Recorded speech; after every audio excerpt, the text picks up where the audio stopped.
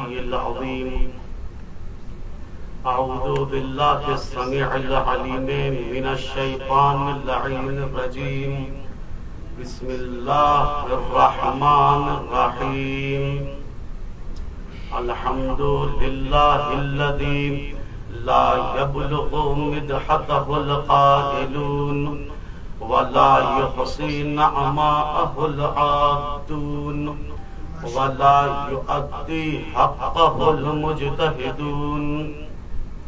الذي لا يدركه بعد الهمم ولا يناله غوص الفتن.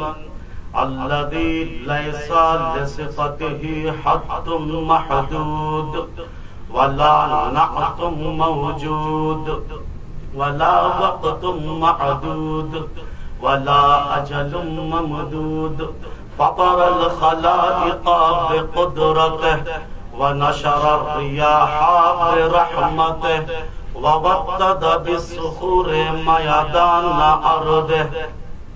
ثم الصلاة والسلام على أشرف الأنبياء وإمام المرسلين وخاتم النبيين رحمة للعالمين مولانا الثقلين جد الحسن والحسين أبي القاسم محمد. اللهم صل على محمد وأهل بيته الأطيبين الأطهرين الأنجبين لا سيما ابن عمه ووصيه وصفيه وخليفته بلا فصل زينة المحراب والمسجد والمنبر فاتح بدر وحنين وخيبر قاتل المشرك والمرهب والعنتر ساقي السلسبيل والتسنيم والكوثر امام المشرقين ساجد القبلتين والد الحسنين الذي من لم يعبد صنما طرقت عين. الامام المظفر والشجاع الغضنفر وقاسم طوبى وصقر ساقي الحوض الكوثر أبي شبير وشبر الذي سمت أمه حيدر إمام المشارق والمغارب مظهر العجائب والغرائب نقطة الدائرة المطالب مطلوب كل طالب غالب على كل غالب مولانا علي بن أبي طالب.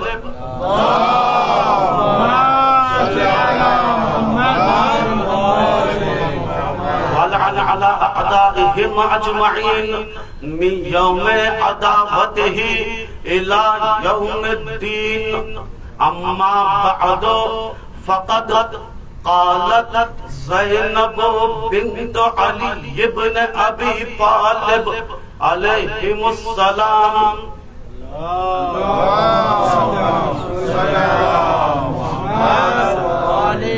بسم الله الرحمن الرحيم. صدق الله سبحانه كذلك يقول. ثم كان عاقبة الذين أساءوا السوء أن كذبوا بآيات الله وكانوا بها يستهزئون. صلى الله على محمد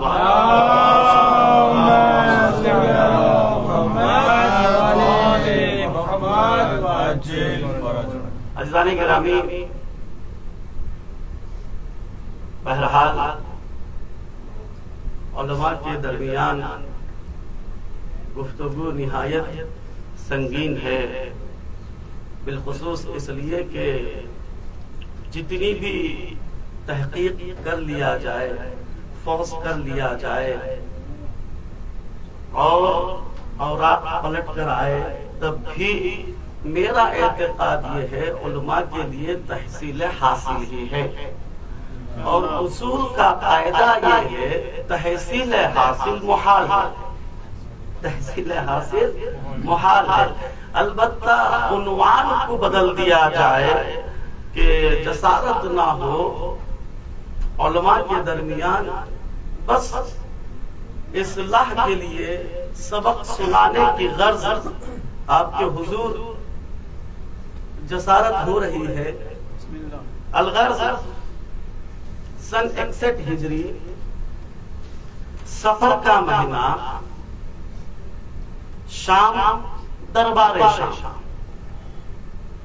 یزید کے مشیروں نے یزید سے کہا، یہ 10 یا 11 سفر تھی، یزید کے مشیروں نے یزید سے کہا، یزید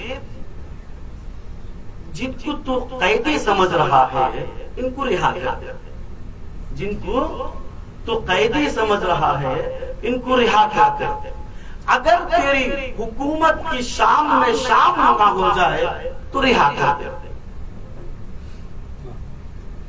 یزید نے طلب کیا امام، طلب کرنے کے بعد مولا سے کہا اللہ قتل کرے ابن مرجانہ کو، کیا کہا؟ اللہ قتل کرے ابن مرجانہ کو، جو اس نے یہ سنگین جرم کا ارتکاب کیا، یہ میری منشا کے خلاف تھا۔ یہ کون ہے؟ یزید ہے۔ تخت و تاج کو بچانے کی غرض یہ جملہ استعمال کیا، میری منشا کے خلاف کام ہوا۔ یہی یزید تھا سن 60 ہجری خط لکھا تھا والی مدینہ کو، یا بیعت لے لو یا سر لے لو، یا بیعت یا سر۔ عنوان ہے حق و باطل کی پہچان، حق و باطل کی پہچان۔ عزیزان گرامی، یہاں میں اپنی بات کو روکتا ہوں، اب حق اور باطل کی طرف آئیے۔ حق کسے کہتے ہیں اور باطل کیا شے ہے؟ حق کہتے کسے ہیں اور باطل کیا شے ہے؟ حق کے مختلف معنی کیے گئے ہیں، حق کے مختلف معنی۔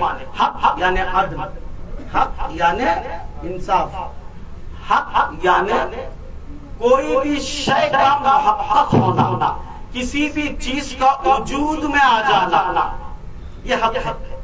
کسی بھی شے کا وجود میں آ جانا یہ حق ہے۔ باطل کی تعریف کیا ہے؟ پورے الفاظ میں، پورے کلمات میں جس کا کوئی معنی نہیں ہے وہ باطل ہے۔ پورے الفاظ میں ڈھونڈ لو، جس کا کوئی معنی نہیں وہ باطل ہے۔ پہلا ہی معنی آپ کو ملے گا باطل یعنی بے معنی، باطل یعنی محمل، باطل وہ شے جس کا کوئی وجود نہیں۔ پھر آگے بڑھ کر یہ کہہ دیتے ہیں باطل یعنی وہ چیز جو حق کے مقابلے میں آئے، حق کے مقابلے میں آئے۔ حق کیا ہے؟ حق انصاف ہے، حق عدل ہے۔ انصاف اور عدل کسے کہتے ہیں؟ کسی بھی شے کو اس کے مقام پر رکھ دینا عدل ہے۔ کوئی بھی شے اس کے مقام پر آ جائے عدل ہے۔ امامے کی جگہ اگر صحیح مقام پر آئے عدل ہے، اگر امامہ وہاں نہ ہو جہاں ہونا ہے یہ ظلم ہے۔ مزید وضاحت کے لیے چپل کی جگہ تحت پا ہے، اگر شرف نقش نہ ہو تو اسے پیر کے نیچے ہی رکھو۔ شرف میں جوتا یہ پیر کے نیچے ہی رہے۔ شرف نقشنے کے لیے اگر سر پر چڑھا دو گے تو یہی باطل ہے، یہی باطل ہے۔ حق جو ہے وہی حقدار تک پہنچانا حق ہے. کیا مطلب ہے؟ اللہ جب اپنے نبی، اپنے رسول، اپنے اولی العزم صاحب شریعت موسیٰ کو بلوایا تو کوہ طور پر بلوایا، کوہ طور پر بلوایا. جب رسول موسیٰ کے اماموں کو بلوایا جلوہ نور بلوایا. فرق محسوس کرے. جب کوہ طور بلوایا تو گفتگو کی، کلیم اللہ کے درخت سے آواز آئی، آواز درخت سے آئی. پروردگار بلایا کہاں تھا؟ پہاڑ پر. پہاڑ کس چیز کے مجموعے کا نام ہے؟ پہاڑ پتھروں کے مجموعے کا نام ہے. تو کلام گفتگو پتھر سے ہونا چاہیے تھا، درخت سے کیوں؟ تفحص کیا گیا، تحقیق کیا گیا تو پتا چلا جناب موسیٰ کے پاس ہمیشہ عصا ہوتا تھا. عصا لکڑی سے تھا، لکڑی درخت سے تھی، اور یہ عصا سے حضرت موسیٰ مانوس تھے. جو جس سے مانوس ہوتا ہے اسی سے گفتگو کی جاتی ہے. جب موسیٰ کو کوہ طور بلوایا گیا مانوسیت دیکھی گئی. مانوس درخت سے تھے، لکڑی سے تھے، تو آواز درخت سے آئی. جب جلوہ نور میں رسول اعظم کو بلوایا گیا تو گفتگو کس سے کرنا چاہیے تھا؟ مانوسیت دیکھی جاتی ہے، معجزہ دیکھا جاتا ہے. رسول کا معجزہ قرآن مجید ہے جو فصاحت و بلاغت میں منزلت عروج میں ہے. اس سے بڑھ کر کوئی وسیع کتاب نہیں، اس سے بڑھ کر کوئی بلاغت نہیں. اور مانوسیت ہمیشہ رسول علی کے ساتھ، تو گفتگو بھی لہجہ علی کا لیا گیا. کعبہ حسین کی منزل پر بلوا کر جب گفتگو کی گئی وہ لہجہ علی سے کی گئی اور ایک جملہ کہہ دیا. کعبہ حسین اور ادنا پہ بلوا کر ایک جملہ کہا اللہ نے. قرآن میں ہے سورہ نجم میں فَأَوْحَىٰ إِلَىٰ عَبْدِهِ مَا أَوْحَىٰ، فَأَوْحَىٰ إِلَىٰ عَبْدِهِ مَا أَوْحَىٰ. جبرائیل اللہ نے کہہ دیا جو مجھے وحی کرنی تھی وہ کر دی. بس جو وحی کرنا تھا اپنے بندے کو وہی کر دی. وہ جو کیا ہے؟ کعبہ قوسین کی منزل پر جبرائیل سے پوچھوں، جبرائیل خود نہ تھے. اگر میں یہ قدم آگے بڑھا دوں پیر چل جائیں گے. یہ جو کیا ہے؟ یہ ماں کی تفسیر یہ سورہ نجم میں کہیں نہیں ملتی. یہ ماں کیا ہے؟ فَأَوْحَىٰ إِلَىٰ عَبْدِهِ مَا أَوْحَىٰ، جو اپنے بندے کو وحی کرنا تھا سو کر دیا. یہ جو کیا ہے؟ تلاش کرے قرآن مجید میں ایک جگہ اللہ نے کہا فرشتوں خلیفہ بنانے میں دخالت نہ دینا. انی اعلم ما لا تعلمون، جو میں جانتا ہوں یہ جو تم نہیں جانتے. پروردگار یہ جو کیا ہے؟ یہ جو ہے کیا؟ یہ جو اس وقت آیا عزیزان اکرام حق بات ہے. موضوع حق اور باطل ہے. ابھی تمہیداً گزر رہا ہوں، گفتگو انشاءاللہ ابھی شروع کرنے والا ہوں. غور کیجئے گا حق اور باطل کی پہچان. حق کیا ہے؟ حق اور باطل کی پہچان. عزیزان گرامی جو کیا ہے؟ حق انصاف کو کہتے ہیں، حق منصفانہ مزاج کو کہتے ہیں. اللہ نے قرآن مجید میں فرمایا اِنَّا أَنزَلْنَاهُ فِي لَيْلَةِ الْقَدْرِ، ہم نے لیلۃ القدر رات. آیت اللہ جواد عملی کہتے ہیں قدر والی رات، قدر کی رات. آیت اللہ جواد عملی کہتے ہیں حق یہ ہے، انصاف یہ ہے جو رات کو قدر بخشا اللہ نے. کوئی دن بھی ہوگا جسے اللہ نے قدر بخشا ہوگا، صاحب قدر یوم ہوگا. وہ یوم تلاش کرو، وہ یوم کون سا ہے؟ عزیزان گرامی اللہ نے کہا فَأَوْحَا إِلَىٰ عَبْدِهِ مَا أَوْحَا انی اعلم ما لا تعلمون. یہ ماں کیا ہے؟ یہ ماں وہ روز کی بھی تفسیر ہے جو آیت اللہ جواد عملی کہتے ہیں روز بھی ایسا ہونا چاہیے. ماں کیا ہے؟ اللہ نے یہاں پر کہا ایک مقام پر یا ایھا الرسول بلغ ما انزل الیک من ربک، جو تمہیں نازل کیا جا چکا ہے اب اس کی تبلیغ کر دو. جیسے ہی تبلیغ ہوگی دن بھی کمال تک پہنچ جائے گا اور یہی روز صاحب قدر ہوگا.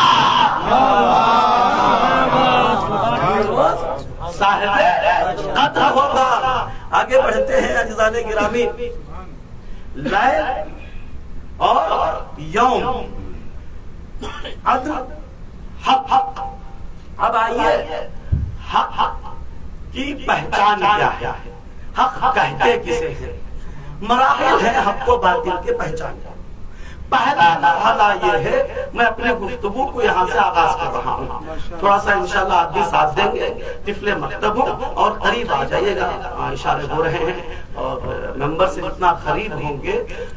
مصلی اور ممبر ایک ایسی دو شے ہیں جو ہمیں جنت تک پہنچاتے ہیں. سبحان اللہ سبحان اللہ سبحان اللہ. مصلی اور ممبر یہ دو چیزیں، جس کے پاس یہ دو چیزیں ہیں قسم خدا کی دنیا اور آخرت دونوں میں کامیاب ہے. پوری دنیا میں اسلام اسی لیے مسلمان اسی لیے تقریب کے شکار ہوئے ہیں. مصلی کو پکڑ لیے، ممبر بھول گئے. مسلمان تقریب کے شکار میں اس لیے ہے، مصلی کو تھام لیے، ممبر بھول گئے. کہ ایسا نہ ہو ممبر کو دے دے خیر العمل والا ممبر یاد آ جائے. یہی تو بات ہے. جب لکھنے والے حجر مکی سوائق محرقہ لکھتے ہیں، سوائق محرقہ لکھی کیوں گئی؟ لکھی اس لیے گئی سوائق جمع ہے سائقہ کی. بجلیاں پڑے اور شیعہ مر جائے، بجلیاں پڑے اور شیعہ مر جائے. یقین جانیے تو در اہل بیت سے دور ہو جاتا ہے، عقل کو زائل کر دیتا ہے. اس لیے کہ عین عقل کا نام ہے علی، عین عقل عین شعور کا نام ہے علی. جو یہاں سے دور ہوتے چلے جاؤ گے نہ تمہیں قرآن سمجھ میں آئے گا نہ اسلام سمجھ میں آئے گا. کتاب لکھ رہا ہے شیعوں پر بجلیاں لاتے اور بجلیاں پڑنے کے بعد شیعہ مر جائے. 25ویں صفحے پر پہنچ کر یہ لکھتا ہے کہ ایک مرتبہ امیر شام حکومت کو سنبھالنے کے بعد مسجد نبوی میں امامت فرمائی. پہلی نماز تھی جو قیادت امیر میں پڑھی گئی، جس میں بسم اللہ آہستہ پڑھا گیا. لوگوں نے پوچھا امیر کیا بات ہے، پہلی نماز ہے، کیا سنت تبدیل ہو گئی؟ کہا نہیں، سنت تبدیل نہیں ہوئی. چاہتا تھا بسم اللہ پڑھو، یہ مدینہ ہے. علی یاد آ گیا جو بیٹے نیچے کا نقطہ تھا.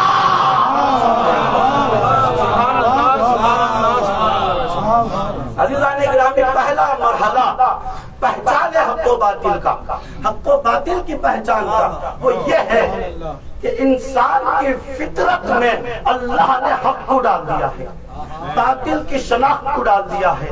کسی بھی ملک کا ہو، کسی بھی دین و مذہب کا ہو، فوراً پہچان لے گا یہ حق ہے اور یہ باطل ہے، سچ اور سچائی.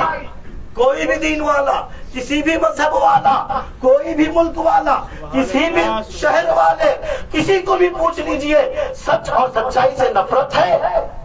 سب کہیں گے نہیں، بالکل نہیں. سچ اور سچائی حق ہے، حقیقت ہے. جھوٹ باطل ہے، جھوٹ باطل ہے. کیوں؟ اس لیے کہ اس کا وجود ہی نہیں ہوتا. جھوٹ کا کوئی وجود ہی نہیں ہوتا. وہ چیز جس کا وجود نہ ہو وہ باطل ہے، جس کا کوئی وجود نہ ہو وہ باطل ہے. حق کیا ہے؟ جو سراپا وجود ہو، وجود ہی وجود ہو. امانت سچائی، یہ سب چیزیں حق میں آتی ہیں. اس کے مقابل میں خیانت، جھوٹ، غداری، یہ سب چیزیں باطل میں آتی ہے. حق کے معنی میں ایک معنی یہ ہے دیانت داری کے ساتھ ساتھ سبات قدمی بھی ہو. سبات قدمی حق ہے، ڈٹ کے رہنا حق ہے.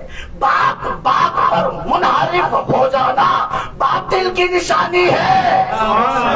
اپنی گفتگو میں دغلا پن باطل کی نشانی ہے. اپنے الفاظ میں 2-3 باتیں باطل کی نشانی ہے. یزید سن 60 ہجری میں لکھا سر یا بیعت. سن 61 ہجری میں چوتھے امام سے کہا لعنت ہو مر جائے ابن مر جانا، میری منشا کے خلاف قتل ہوا. گفتگو میں بیان میں 2 باتیں تھی اور یہ 2 باتیں ہر ملک والا، ہر مذہب والا باطل سمجھتا ہے. ہر مذہب والا باطل سمجھ جاتا ہے. ڈٹ کے لڑنا حق ہے، لڑنا حق ہے، رہ جانا میدان میں حق ہے، میدان میں ڈٹ کر جیتنے تک رک جانا حق ہے. اور اس کے مقابل میں جو جو آئے وہ باطل ہے. یہ پہلا مرحلہ ہے. دوسرا مرحلہ حق و باطل کی پہچان کا یہ ہے حق کو کما ہوا حق بتایا جائے تو کوئی بھی شخص منحرف نہیں ہوگا، کوئی بھی شخص نہیں جھٹلائے گا. باطل کو بے عنوان باطل معرفی کروایا جائے، تعارف کروایا جائے، کوئی بھی شخص قبول نہیں کرے گا. کوئی بھی شخص قبول نہیں کرے گا. بات اس وقت بگڑتی ہے، پرابلم اس وقت آتے ہیں جب حق کو باطل میں ملا دیا جائے، باطل کو حق میں ملا دیا جائے. عزیزان گرامی، علی کو بے عنوان علی تعارف کروایا جاتا، نہ کوئی جنگ ہوگی، نہ کوئی معاویہ کا ساتھی ہوگا.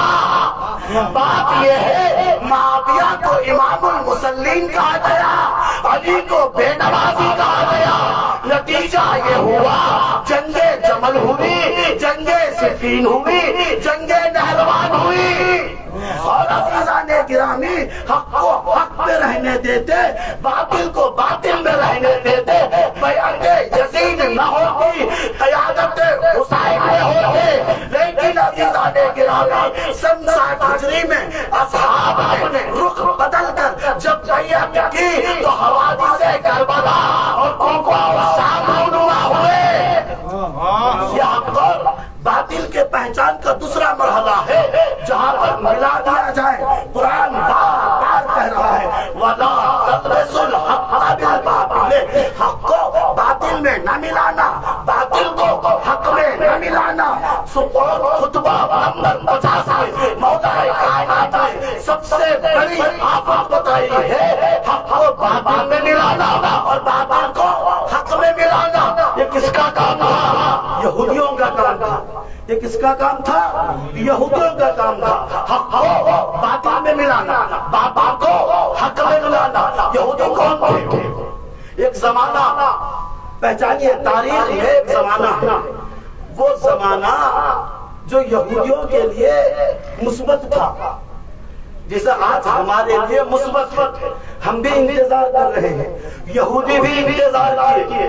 مقام یثرب تک ڈھونڈتے ہوئے پہنچنے کے بعد وہاں کے کفاروں سے کہتے تھے یہ وہ جگہ ہے جہاں ہمارا نبی آنے والا ہے، ہمارا رسول آنے والا ہے، ہم ان کی بیعت کریں گے، ہم ان کی سرپرست رہیں گے. جھوٹ کا خاتمہ ہوگا، پرستش بتھا ختم ہو جائے گی، سارے ظلم ختم ہو جائیں گے، عدل و انصاف کا میزان آئے گا. یہ فکر تھی، یہ تفکر تھے. عزیزان گرامی، جیسے ہی رسول ہجرت کر کے یثرب آئے تو انہوں نے پوچھا ابراہیم کی کون سی نسل سے ہے؟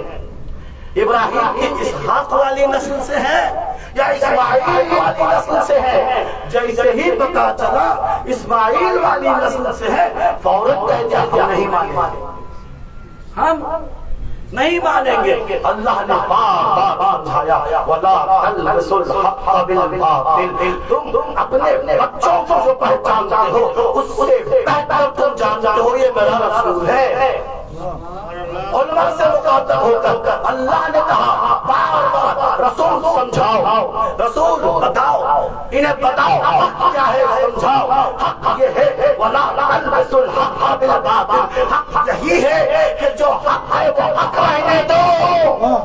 انہوں نے نہیں مانا، جب نہیں مانا عزیزان گرامی مدینہ چھڑوا دیا گیا، بنی قینقاع کا واقعہ، بنی نذیر کا واقعہ، مدینہ چھوٹ گیا تو خیبر میں آ گئے۔ خیبر میں آنے کے بعد ایک بڑی قدرت بن گئے، جب بڑی قدرت ہوئی تو جنگ ہوئی۔ توجہ کا طالب علم گرامی، جب بڑی جنگ ہوئی، جنگ جب شروع ہوئی، معلوم ہے آپ کو جنگ کے اصول ہیں، جنگ کے قانون ہیں۔ جنگ کا قانون یہ ہے جب مد مقابل کا لشکر بھاگ جاتا ہے تو ہماری جیت ہو جاتی ہے، یہی قانون ہے نا، یہی رولز ہے، یہی قانون ہے۔ جب مد مقابل کا لشکر بھاگ جاتا ہے تو ہماری جیت ہو جاتی ہے۔ عزیزان گرامی، جنگ خیبر ایک عجیب جنگ ہے۔ پہلے دن جب لشکر بھاگا مسلمانوں کا، یہودیوں نے نہیں کہا ہماری جیت ہو گئی۔ دوسرے دن جب بھاگا تب بھی نہیں کہا، تیسرے دن جب بھاگا تب بھی نہیں کہا۔ کیوں نہیں کہا؟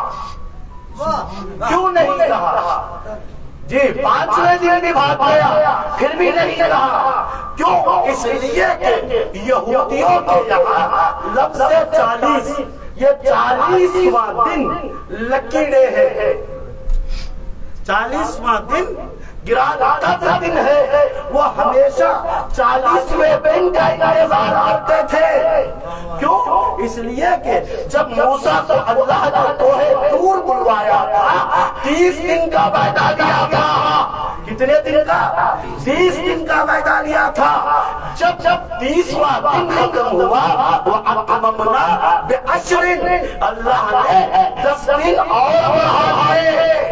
یہ 10 دن یہودیوں کے لیے قیامت سے کم نہ تھے، قیامت سے کم نہ تھے۔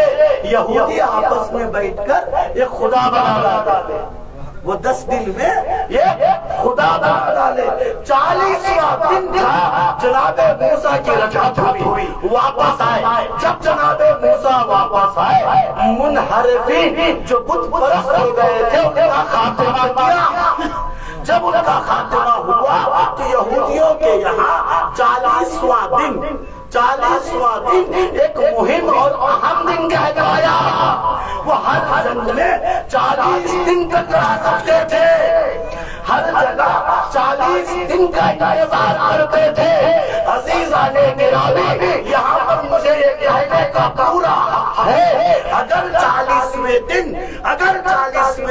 روم میں انتر اور مرحب کو مولا حکم نہ کرتے تو وہاں پر اسلام کا خاتمہ ہو جاتا۔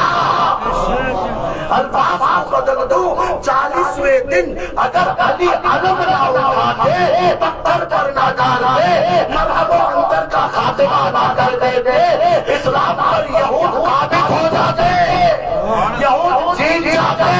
مولا کائنات نے 40واں دن یہ کہا آج تک تمہارے لیے یہ دن مہم تھا، تمہارے لیے یہ مہم دن تھا، اب تک 40واں دن تمہارے جیت کا سبب بنا۔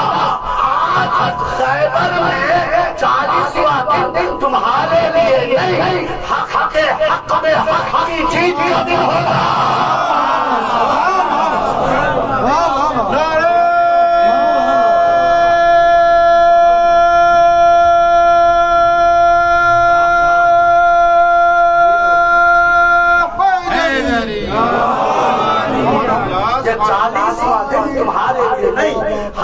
حق میں حق کے دین کا در ہوگا۔ یہی درس کو علی کی شیر دل بیٹی زینب نے کربلا سے جب نکلی تھی،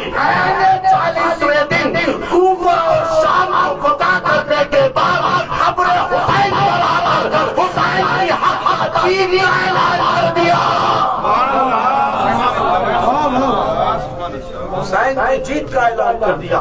یہ 40ویں دن خیبر سے پہلے یہودیوں کے لیے جیت اور مہم دن ہوا کرتا تھا. یہودیوں کے بعد یہاں اب جیت کا دن ہوگا اور ہر بھائی یہ سنت دہرائی جائے گی. لاکھوں کروڑوں لوگ کربلا جا کر عقیدت سے سلام کر کے حسین کی جیت کا اعلان کریں گے. حسین کی جیت کا اعلان کریں گے. وَلَا تَلْبِسُوا الْحَقَّ بِالْبَاطِلِ. حق کو باطل میں نہ ملانا اور حق کو نہ چھپانا، یہ دو الگ الگ باتیں ہیں. حق کو باطل میں نہ ملانا یہ علماء کا کام تھا. حق کو باطل میں ملا دینا یہ علماء کا کام تھا. حق کو چھپانا بزدلوں کا کام تھا. اس لیے کہ معاشرے میں بزدل ڈر کے بیٹھ جاتے ہیں، حق نہیں بول پاتے. ان کا حق نہیں بولنا باطل کے جیت کا سبب بنتا ہے. در حالی کہ باطل کا کوئی وجود نہیں ہوگا. باطل ایک تصور کا نام ہے، وجود کا نام نہیں ہے.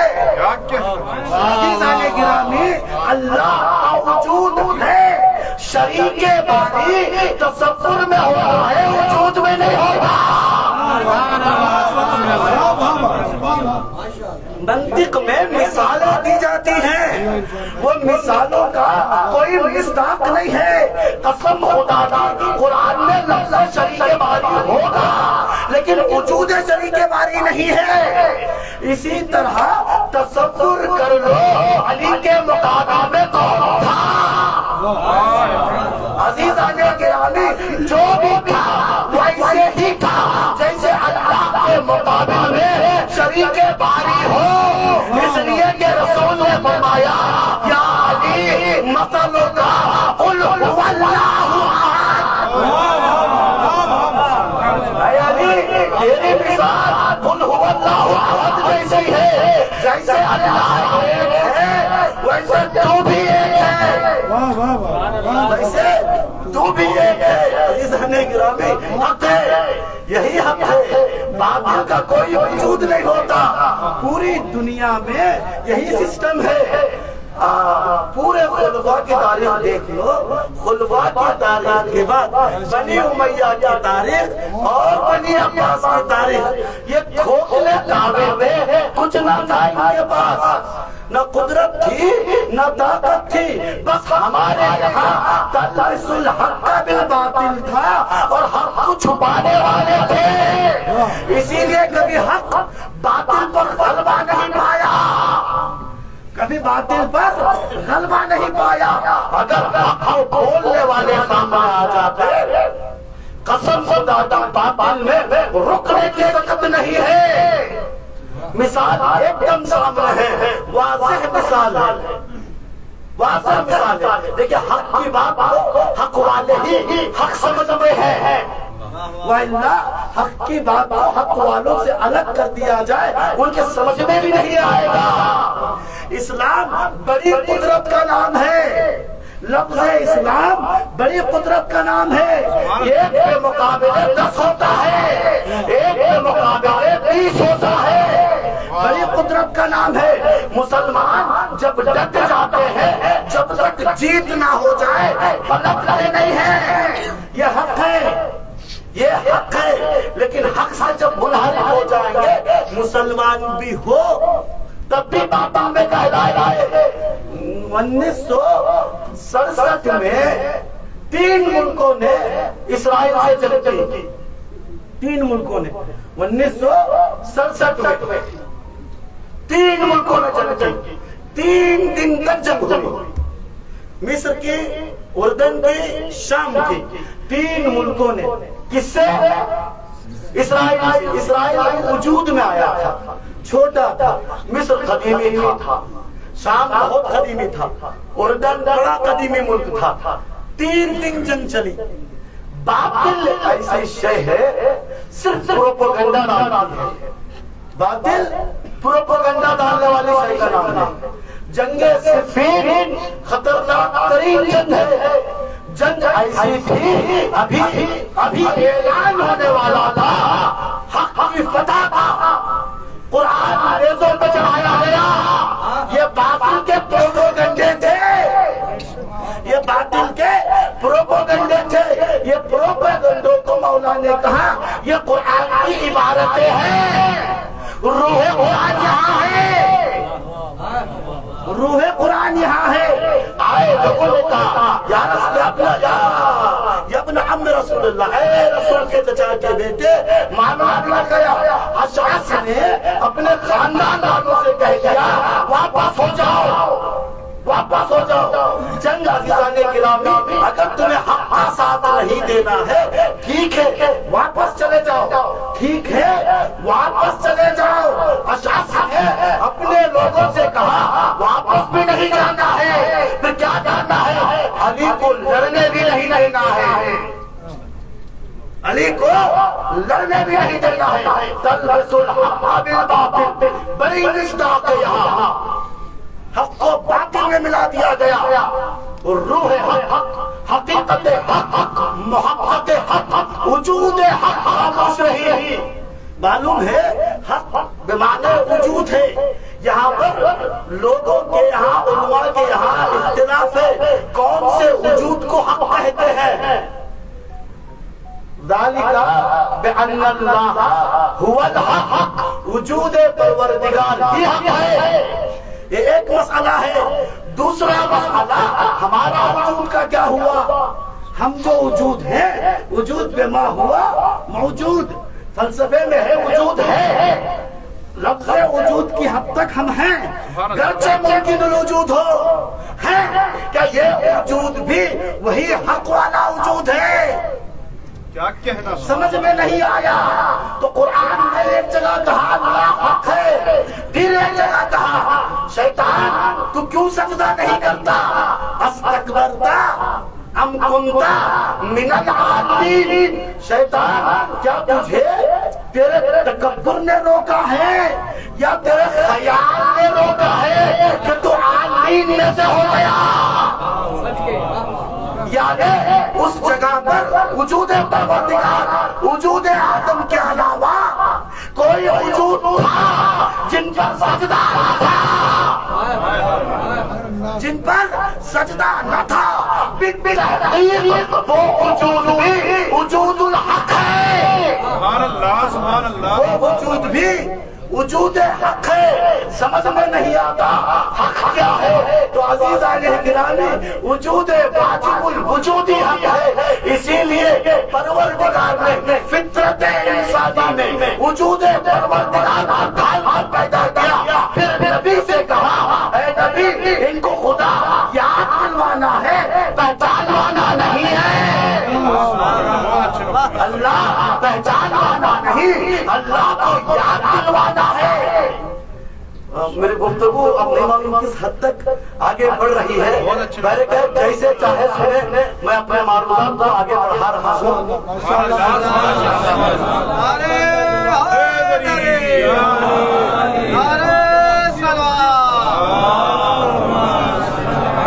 وجود خداوند جو کہ حق ہے, ہماری فطرت میں ہے, ہماری فطرت میں ہے. جہاں پر بھی جاؤ اللہ نہ پہچانوانا, اللہ پہچانوانے والی شے نہیں ہے, اللہ کو یاد دلوانا ہے. اللہ ایک ایسا وجود ہے جس کو یاد دلوانا ہے. اور سورہ مجادلہ میں اللہ نے آیت نمبر 22 میں کہا اولئک کتب, اللہ کتب فی قلوبہم الایمان. اللہ نے کچھ لوگوں کے دلوں کو چن کر لکھ دیا ہے, لوگوں کے دلوں کو چن کر کتبہ لکھ دیا ہے. آج 5ویں امام کی ولادت ہے ایک تاریخ میں, ایک روایت کے اعتبار سے. عزیزان گرامی اللہ کہہ رہا ہے اولئک کتب فی قلوبہم الایمان, ایمان کچھ لوگوں کے دلوں میں اللہ لکھ دیا ہے. اب تک مجھے یہ معلوم تھا فطرت انسانی میں اللہ ہے، فطرت انسانی میں اللہ ہے۔ اب اس آیت نے مجھے تلاش کرنے پر مجبور کیا اللہ کن لوگوں کے دلوں میں لکھا ہے۔ میں نے قطرہ میں پڑھا، احمد مستنبط نے کہا، پانچویں امام سے کسی نے پوچھا مولا یہ کیا مسئلہ ہے، یہ کیا اللہ نے دلوں میں لکھا ہے؟ تو پانچویں سرکار نے فرمایا انما حبون الایمان، ہماری محبت ہی ایمان ہے۔ اب سمجھ میں آیا رسول نے اللہ کے حکم کو جو پہنچایا تھا لما يدخل الایمان فی قلوبہم کا مطلب کیا ہے؟ سبحان اللہ، صلوات محمد و آل محمد۔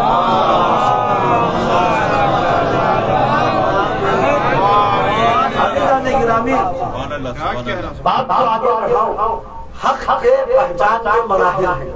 تیسرا مرحلہ یہ ہے، دوسرا مرحلہ نہیں معلوم یاد ہوگا یا نہیں ہوگا آپ کو، حق کو بعنوان حق پہچانوایا جائے تو کوئی رد نہیں کرے گا، باطل کو بعنوان باطل پہچانوایا جائے کوئی قبول نہیں کرے گا۔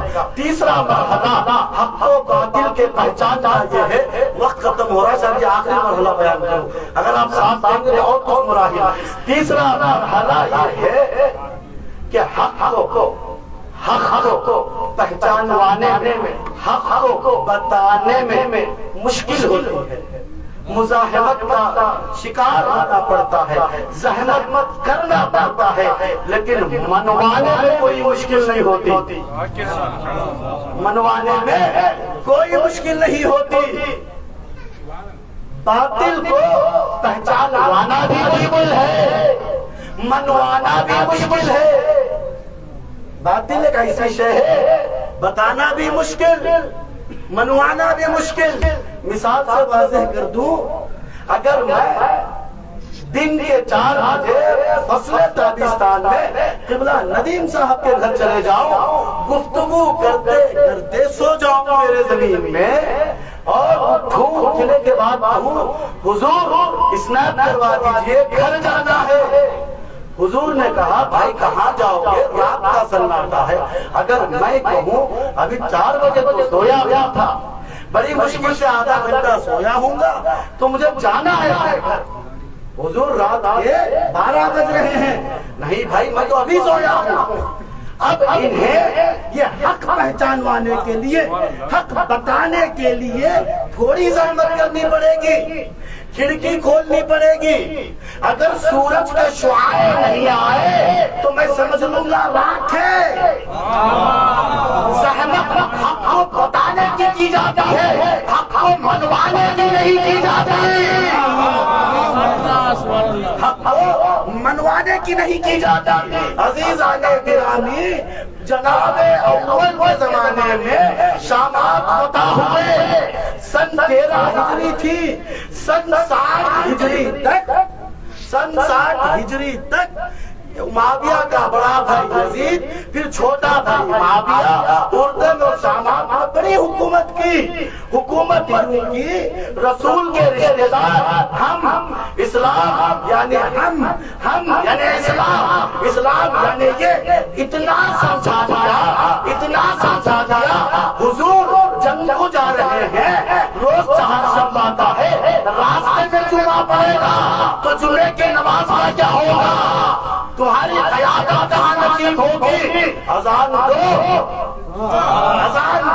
نماز ہو جائے گی۔ قسم خدا کی مجمع میں کسی نے اعتراض نہیں کیا، اس لیے کہ ان کے بنائے ہوئے مسلمان تھے، ان کا پہلایا ہوا اسلام تھا۔ جنگ صفین کے بعد ایک کوفی اتفاق سے شام آ گیا، ایک شاگرد نے کوفے والے پہ اونٹ کی رسی کو پکڑ لیا، یہ اونٹ میرا ہے، گواہیوں میں 50 لوگوں کو لے آیا، دیکھو یہ اونٹ میرا ہے. حاکم کے پاس گئے. الغرض معاویہ نے شامی کے حق میں فیصلہ دے دیا. ہاتھوں کو جوڑ کر کوفے والے نے کہا حضور ٹھیک ہے فیصلہ جہاں چاہے دے دیے. یہ تو معلوم کرے 50 لوگوں نے 50 کے 50 نے گواہی دی یہ اونٹ اس کا ہے, یہ اونٹ اس کا ہے. یہ تو معلوم کرے یہ اونٹ نہیں اونٹنی ہے, یہ اونٹ نہیں اونٹنی ہے.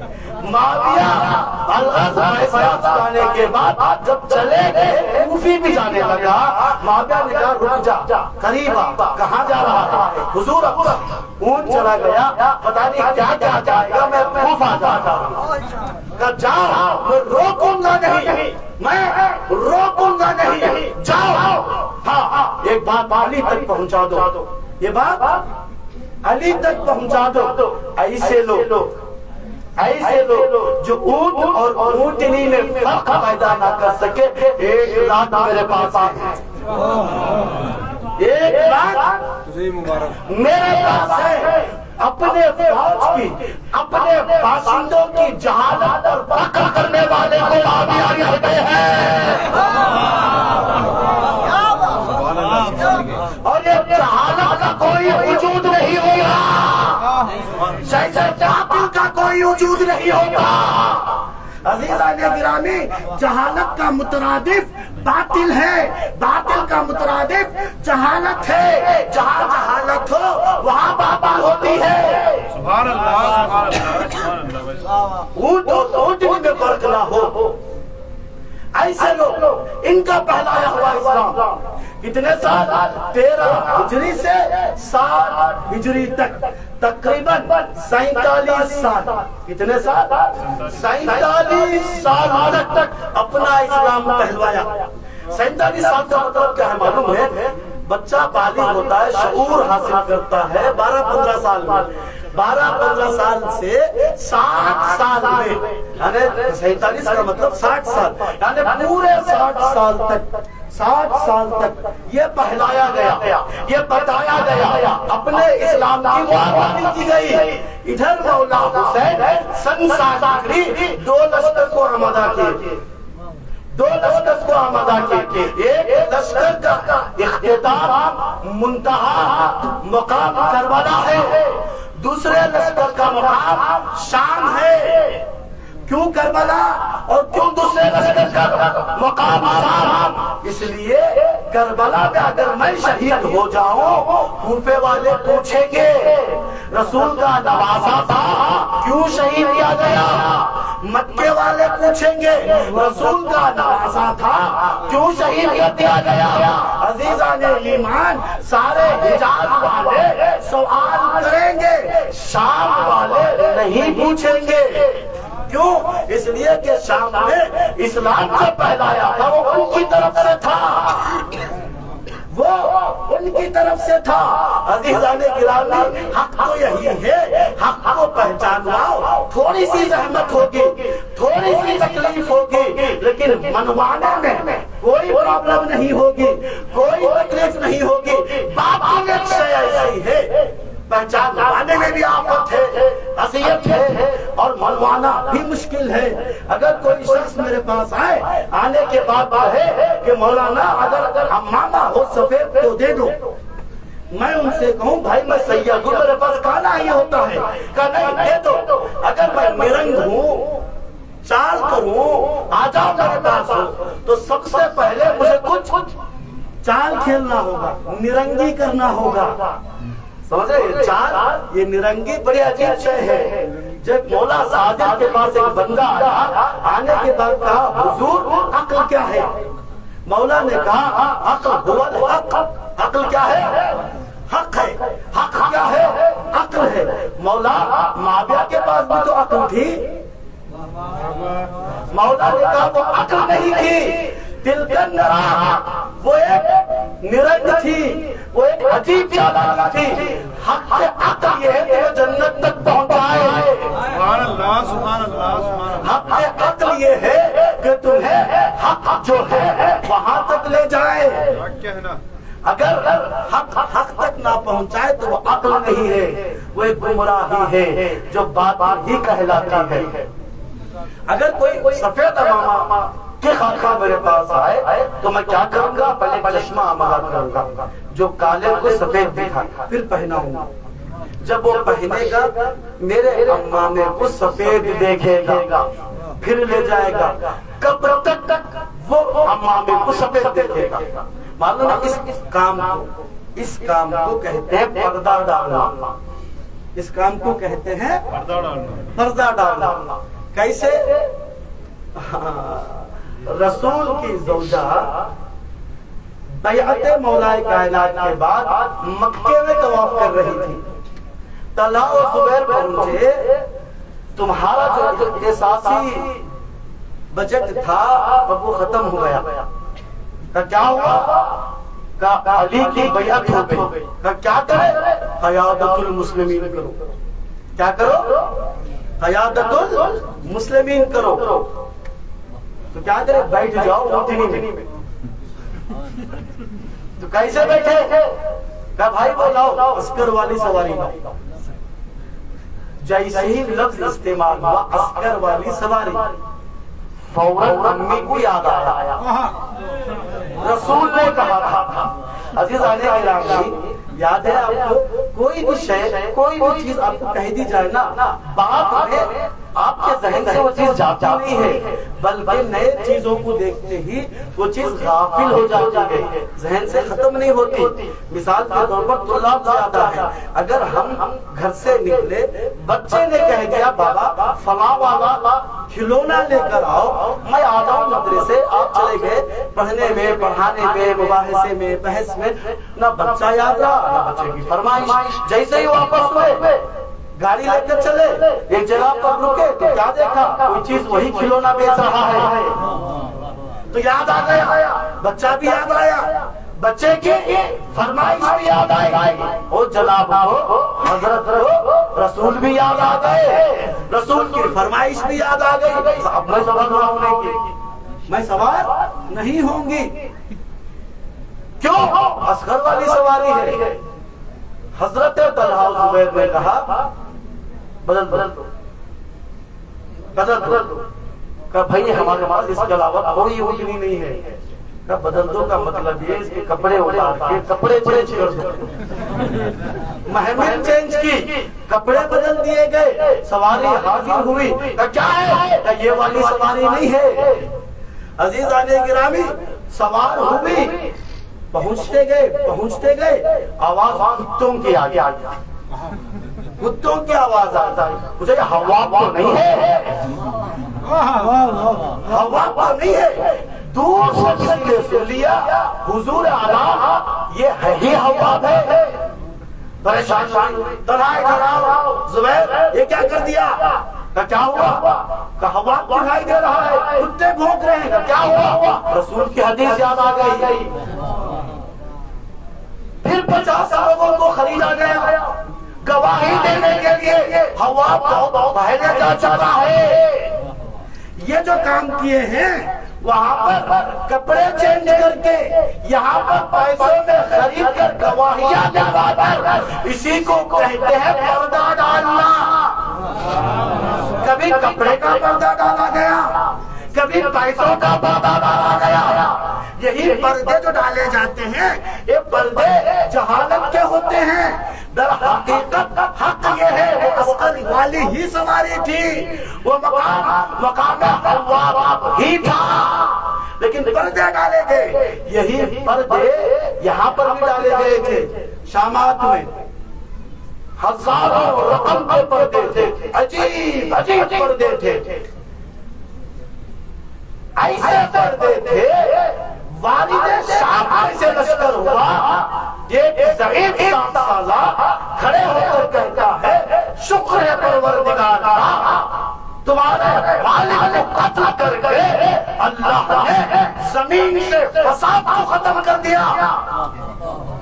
امام سجاد قریب گئے، چچا کیا بات ہے، کیا کہہ رہے ہیں؟ کہاں کہہ تو دیا کہ قرآن بھی پڑھتے ہو؟ کہاں پڑھتا ہوں. کبھی پڑھا ہے اللہ اسألکم علیہ اجرا الا المودۃ فی القربى؟ قرآن سے تمہارا کیا وابستہ ہے؟ تم تو باغی ہو. پردے ڈالے پردے، یہ پردے تھے. امام نے کہا یہ اہل بیت قربا ہم ہیں. یہ غنیمتم والی آیت میں قربا ہم ہیں. انما یرید اللہ لیذھب، جو اہل بیت تھے وہ ہم ہیں، یہ ہم ہیں.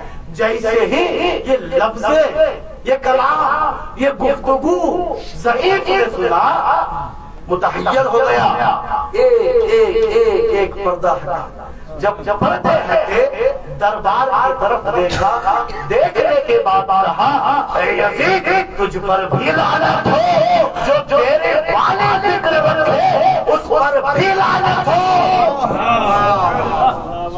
دو لوگوں کو لعنت کیا، ایک خود یزید پر، دوسرا فکر یزید پر. عزیزان ایمان، تو معلوم یہ ہوا یزید اس وقت کے شخص کے نام کا نام نہیں ہے. یزید ایک فکر کے نام کا نام ہے، ایک فکر کا نام ہے. یزید اور یزیدیت قیامت تک رہنے والے چیز کا نام ہے. اس ضعیف نے اپنے 60 سالہ تجربے کو ایک لفظ میں بتا دیا. اس لیے کہ حق کو بتانے میں زحمت ضرور ہوتی ہے، منوانے میں کوئی زحمت نہیں ہوتی. سبحان اللہ.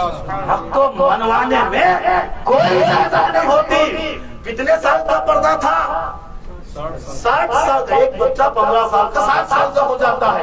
اتنا پردہ تھا. کتنے لمحوں میں دور ہوا؟ کچھ لمحوں میں دور ہوا. دربار سجا ہے. اب میں آخری منزل پر ہوں جہاں سے شروع کیا تھا. دربار سجا ہے. سجے دربار میں بیٹھے تخت پر یزید سوچ رہا تھا. دیکھیے کیا نہیں مان. یزید اور یزید کا باپ اور اس کا باپ ابو سفیان کو دو چیزوں سے سخت نفرت تھی. 2-3 چیزوں سے سخت نفرت تھی، بہت بڑی سخت نفرت تھی.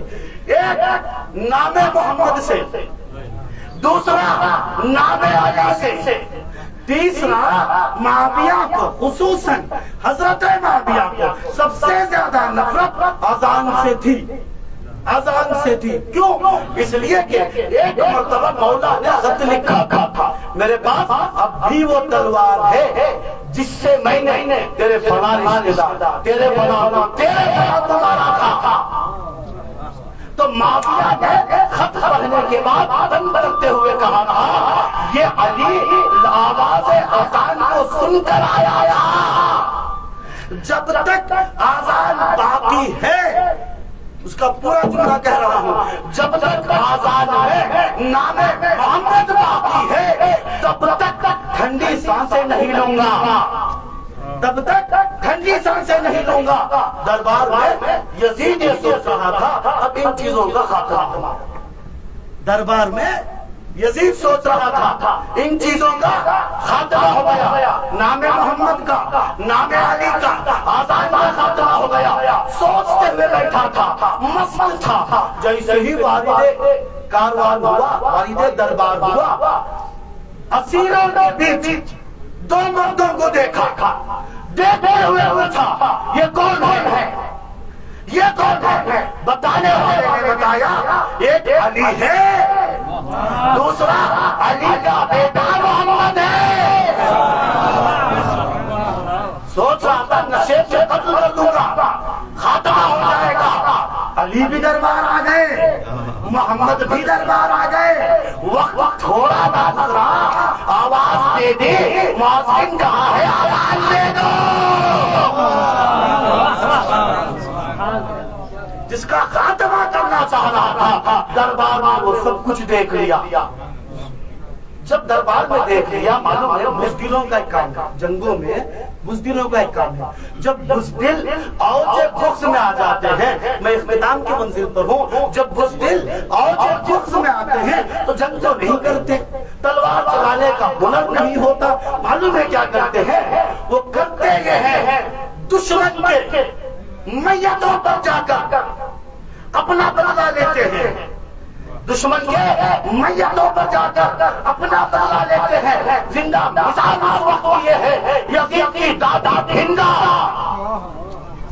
یزید کی دادی ہندا زندہ مثال ہے تاریخ کی، اور یزید نے وہی تاریخ کو دربار میں دہرایا۔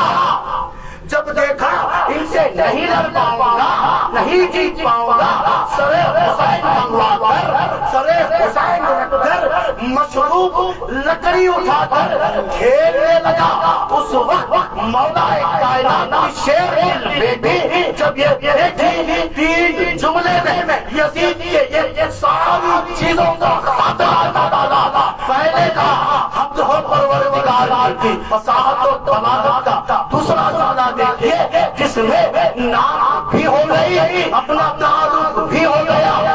ہم تو پروردگار کی درود ہو میرے جد رسول پر، درود ہو میرے جد رسول پر، نعت شریف بھی ہو گئی اور اپنا تعارف بھی ہو گیا۔ جیسے ہی یہ تعارف اور نعت شریف کو لوگوں نے سنا، اب تک یہ سوچتے تھے صحابی اسلام کا رشتہ دار یہ ہے، اب پردے ہٹنے لگے، پردے ہٹنے لگے۔ ابتدا میں کہا تھا 11 یا 12 سفر تھی، مشیروں نے کہا یزید ہی آزاد کر دو، حکومت کی شام میں نہ ہو جائے، آزاد کر دو۔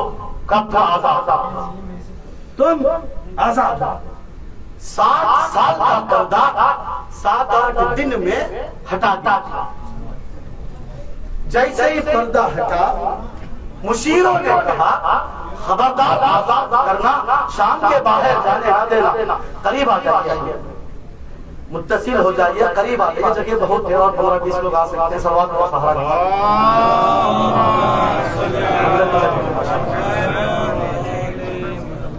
عزیزان گرامی، دربار میں بی بی زینب نے 2 جملوں میں حمد پروردگار کی اور کیا جملہ استعمال کیا؟ نعت شریف بھی، اپنا تعارف بھی، پھر کہا صدق اللہ سبحانہ، سچ کہا اللہ۔ یزید کے ہاتھ کہاں تھے؟ لکڑی میں، لکڑی کہاں تھی؟ سر حسین میں۔ لوگ دیکھ رہے تھے، پورا منظر کشی ہے۔ تصور کیجئے دربار شاہ، تصور کیجئے ایک عجیب گوشہ لے کر آیا معززانی گرامی، دربار شاہ لکڑی ہے، جملہ استعمال کیا۔ عزیزان گرامی، جملہ کہنے سے پہلے ایک اور جملے کی طرف لے کے جاؤں، مدینہ منورہ میں بس 2-3 منٹ میں پھر اپنی بات لے کر آ جاؤں گا۔ بس تھوڑا سا چونکہ بات ریلیٹڈ ہے اس لیے بول رہا ہوں، بس میرا ٹائم ختم ہوتا ہے۔ عزیزان گرامی، ایک مرتبہ یہ ہوا تھا دربار میں، مدینہ والے دربار میں، مدینہ کے باطن دربار میں 2 مائیں آ گئی تھی، ایک بیٹا تھا اور ایک بیٹی تھی۔ دونوں کا دعویٰ تھا بیٹا میرا ہے، بیٹی تیری ہے، بیٹا میرا ہے، بیٹی تیری ہے۔ فیصلہ کرنے کے لیے جناب بیٹھے تھے، اتنے میں ان دونوں نے ایک بات آکھ دی، حضور ایک مسئلہ ہے، ہماری طرف سے یہ ہے فیصلہ قرآن سے ہو، فیصلہ قرآن سے ہو۔ اب متخصصان قرآن لوایا گیا، فیصلہ دو۔ سارے لوگ بیٹھے تھے، رسول کے صحابی تھے، سارے وہ تمام آیتوں کو اپنے ذہنوں میں دہرا رہے تھے۔ کہیں نہ بیٹا ملا، کہیں نہ بیٹی ملی، کہیں کچھ نہ ملا۔ اب کیسے فیصلہ کرتے تھے؟ جب نا امید ہو گئے عزیزان گرامی، بس ایک امید کی کرن تھی، نا امیدی میں ایک امید کی کرن تھی، وہ ایک دہلیز تھی، عجیب دہلیز تھی۔ اسے کہا تھا بلقیس پاسباں ہے، یہ کس کی جناب ہے؟ مریم یرود کا ہے، یہ کس کی جناب ہے؟ دہلیز آسماں ہے، یہ کس کی جناب ہے؟ اسی دہلیز کا رخ کیا گیا جسے آسمان کہا جاتا ہے۔ کہا جائیے مولا کائنات آئے، آنے کے بعد فیصلہ دیا کہ فیصلہ میرا والی آیت کو لے کر دیا، ٹائم بہت کم ہے میرا، چونکہ بیٹی کا حق بیٹے سے کم ہے، اس کے غذا تولا جائے ایک مقدار میں لے کر، جو سنگین ہوگا بیٹا اس کا ہے، جو سبک ہوگا بیٹی اس کی ہے۔ وہاں پر بیٹھے ہوئے قرآن کے فیصلے کو سن کر سب نے یہ کہا، ایسے محسوس ہو رہا ہے آیت قرآنی اب نازل ہو رہی ہے.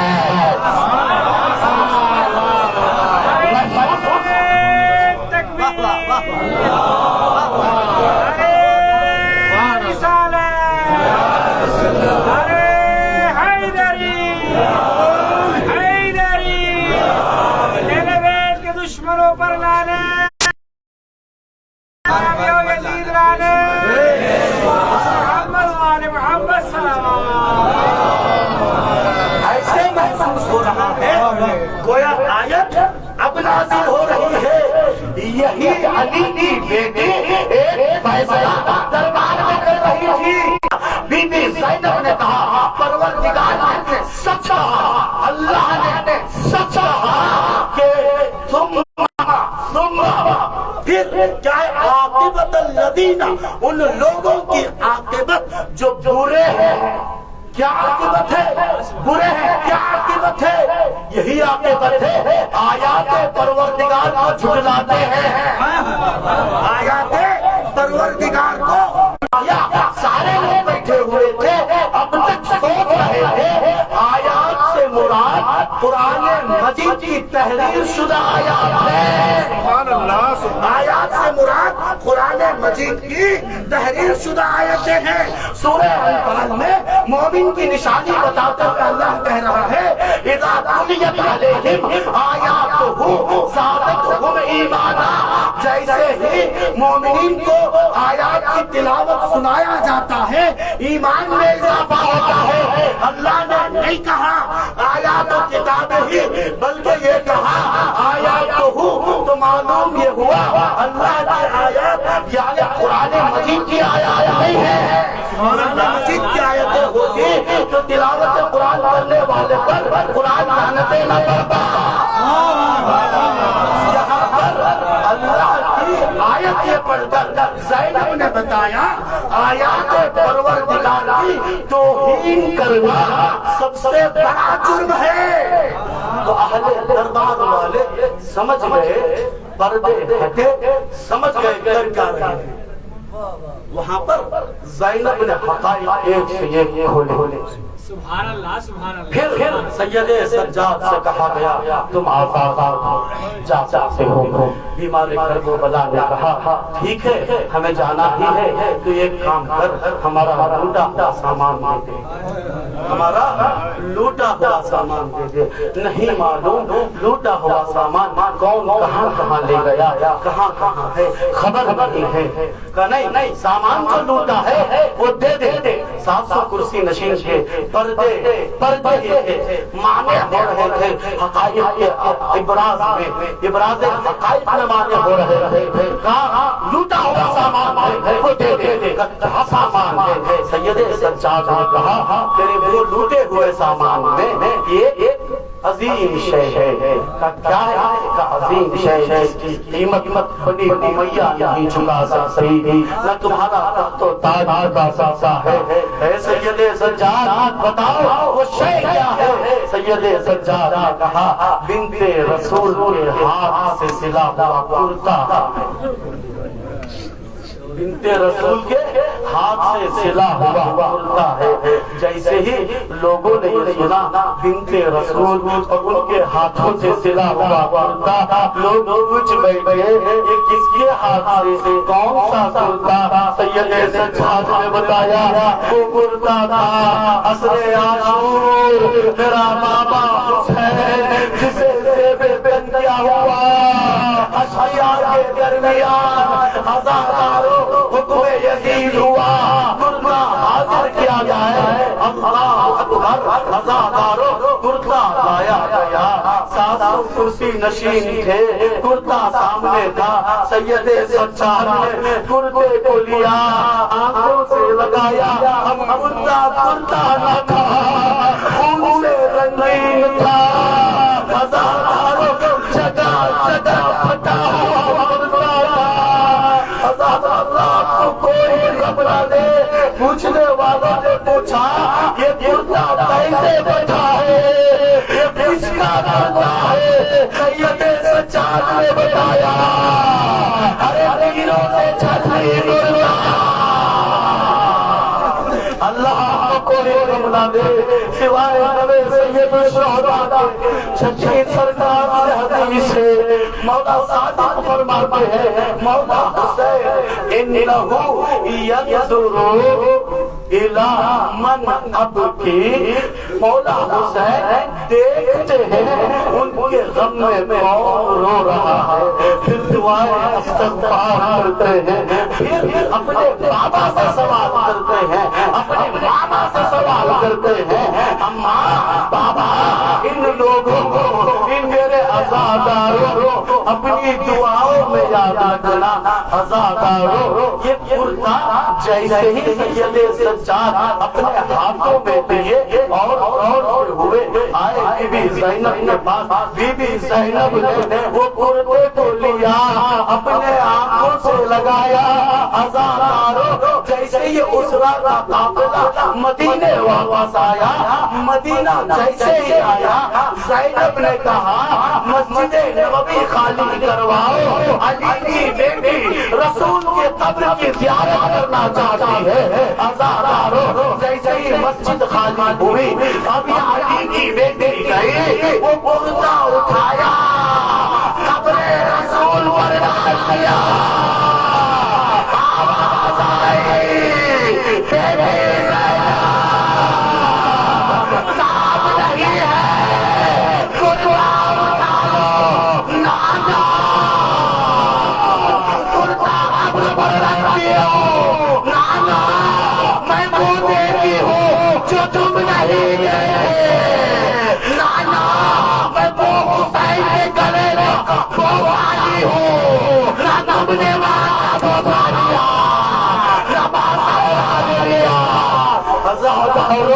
شام میں رہائی ہوئی اب جیسے ہی اطلاع ہوئی سواری حاضر ہے جہاں چاہنا چاہتے ہو چلے جاؤ لشکر آمدہ ہوا اب تک جو یہ شامی لوگ آپ کو پھینکنے کے لیے آئے تھے تماشائی بنے ہوئے تھے سب خواتین آ گئے آنے کے بعد بڑا استقبال کیا خدا حافظ کے لیے آئے آزاداری وہی شام تھا جب ورود شام میں بڑا ہنگامہ تھا میرا چوتھا امام 35 برس